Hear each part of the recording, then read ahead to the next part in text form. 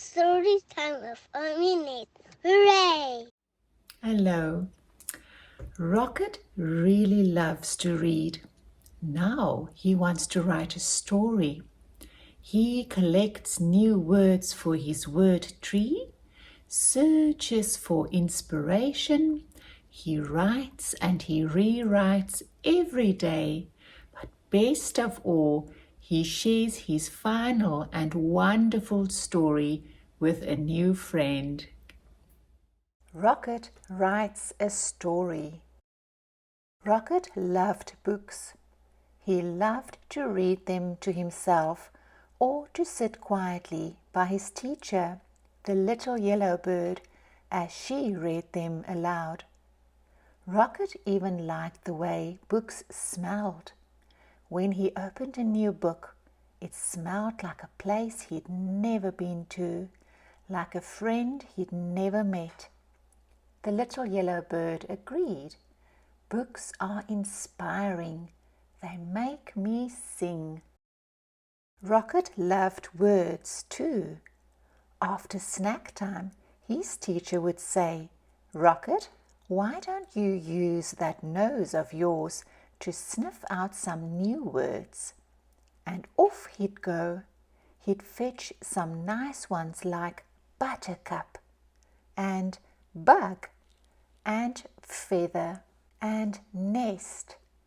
"I'm looking for words," Rocket would announce to anyone who'd listen.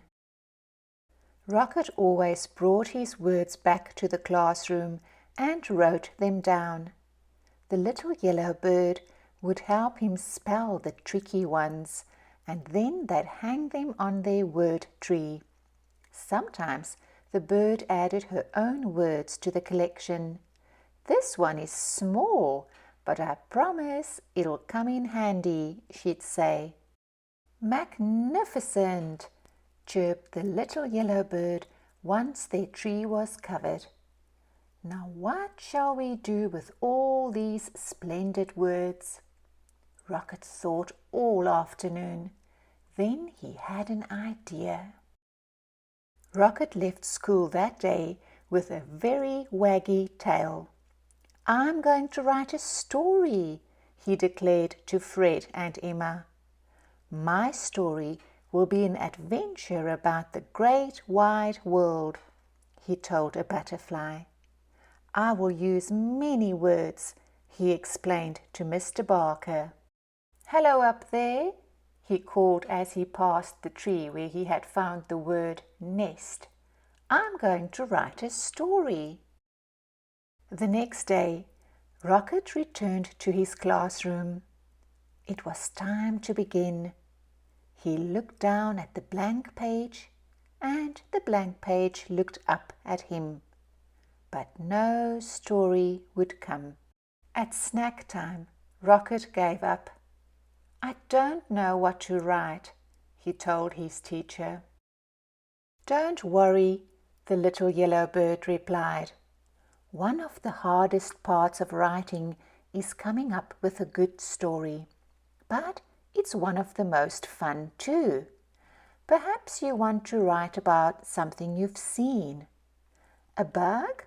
asked Rocket. "Yes," sang his teacher. "Stories need good characters." "Or what about something that happened to you? Or something you really enjoy?" "My favorite stick?" suggested Rocket. "Of course," said the bird. "Or you could write about something that inspires you." "Inspires me?" asked Rocket. "Yes, something that excites you," the little yellow bird sang. Rocket took a walk and looked for inspiration. He thought about friends he knew and places he'd been. He stuck his nose high in the air and sniffed the gentle breeze. And there it was, a delightful smell of pine needles and feathers. Inspiration. For the rest of the morning he thought about feathers and pine needles. pine needles and feathers. That afternoon he started to write. In the evening, Rocket followed the beautiful smell until he found himself at the tree with the nest.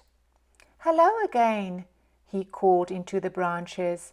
"Is anyone home?" He heard rustling from above, but no one answered. "I'm sorry to disturb you, but I must tell you that you smell nice. Very inspiring.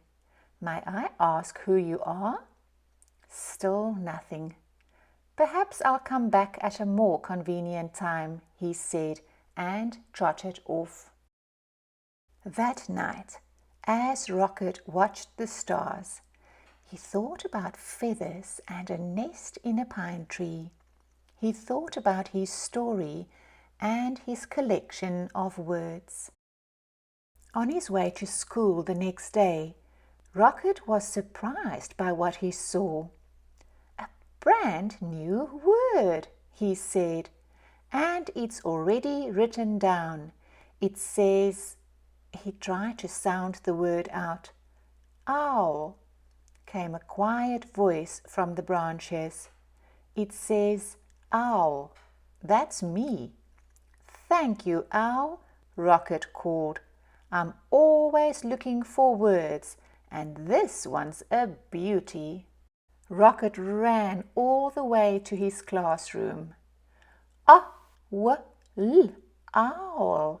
Now there's a word you don't hear every day," chirped the little yellow bird. "Only 3 letters, but what a word!" "It was a present," explained Rocket, and he added the word to his story. "I'm writing a story about you," Rocket announced proudly to the owl the next morning. The owl poked her head out of her nest, and for the first time Rocket saw her friendly face. Her big round eyes blinked below feathery tufts. "About me?" she asked softly. "Would you like to come down and hear it?" asked Rocket. "Thank you, but I think I'll listen from my nest," the owl answered. So Rocket cleared his throat and began to read. "Once there was an owl. She smelled like feathers and pine needles. She lived in a tree." The owl's eyes widened. "Is there more?" "There will be," said Rocket. Each day, Rocket worked on his story. He wrote words down and crossed words out. When things were going well, he wagged his tail. When he didn't know what to write, he growled. Sometimes he drew pictures for his story, or took a walk in the meadow to look for inspiration. The little yellow bird encouraged him. "Remember, stories take time," she'd say. She wanted to know more about the owl and asked Rocket questions. "Why do you think the owl wouldn't come down? What color is her beak? What does she do every day?" Rocket wanted to know more about the owl too. He visited her tree often and read her his story, which changed every day. The owl was captivated. And when Rocket stopped, she would always ask, "Then what happened?" At last came the day when Rocket knew he was finished. "What a fine story," chirped the little yellow bird after she'd read it. Rocket ran to the owl's pine tree. "It's done," he called. "Come listen." And so down and down came the owl, till she was right beside Rocket. Then Rocket began to read. He read about an owl with friendly eyes and a beak the color of a buttercup. She lived in a nest high in a tree on the edge of a meadow and smelt like pine needles and feathers. She liked to nap in the daytime and listened to stories. Branch by branch, the owl came down from her nest. Rocket read. She was shy, but she was brave too. Suddenly, Rocket stopped. He wrote something on his paper, then began to read again.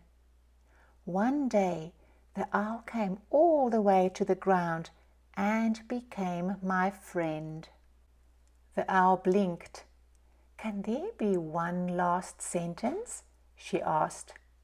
Can you say, and the owl liked the story very much?